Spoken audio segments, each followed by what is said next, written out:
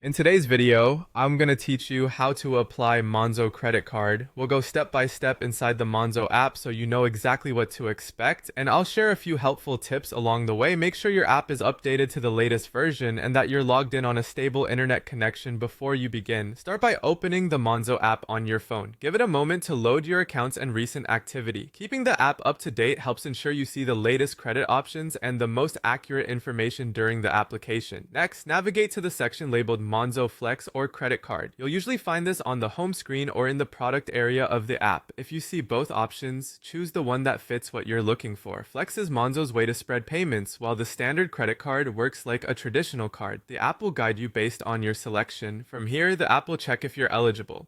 This is where Monzo looks at information they have and, in many cases, runs an initial check to estimate your likelihood of approval. Follow any on-screen prompts and read the notes carefully, as the app will explain how your credit file might be used. If eligibility isn't available yet, the app will tell you what to do next. When you proceed, you'll be asked to fill in your details, provide accurate personal and financial information such as your address history, income, and employment status. Make sure everything matches your official records to avoid delays. Taking a moment to double check spelling and dates can help your application move smoothly. Once that's done, review your offer. You'll see important numbers like your credit limit, interest rate, and any fees along with your repayment date. Read the summary of key terms so you understand how interest is charged and what happens if you miss a payment. If anything is unclear, tap into the details screens for explanations. If you're happy, accept and apply.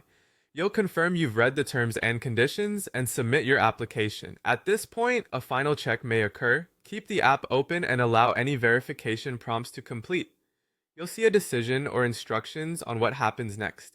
After approval, you can start using your card.